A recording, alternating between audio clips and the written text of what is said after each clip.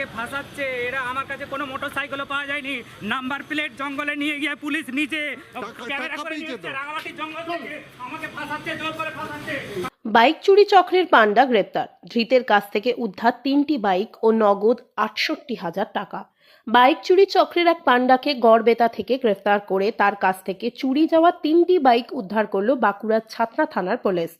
ধৃতের কাছ থেকে উদ্ধার করা হয়েছে মোট 68,000 টাকা সহ বাইক চুরির কাজে ব্যবহৃত বিভিন্ন সামগ্রী। পুলিশ সূত্রে জানা গেছে, গত 4ই নভেম্বর ছাতনা থানার মুরগাবনি গ্রাম থেকে একটি বাইক চুরি হয়। সেই বাইক চুরির ঘটনার তদন্তে নামে ছাতনা থানার পুলিশ। ঘটনার তদন্তে নেমে গত 7ই মার্চ গড়বেতা থানা থেকে গ্রেপ্তার করা হয় এই চক্রের মূল পাণ্ডা সুরজ আলী খানকে। ধৃতকে নিজেদের হেফাজতে নিয়ে জিজ্ঞাসাবাদ করে পুলিশ।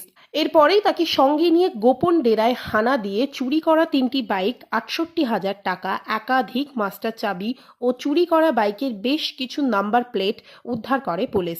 ধৃতকে আজ ফের বাঁকুড়া জেলা আদালতে পেশ করেছে পুলিশ।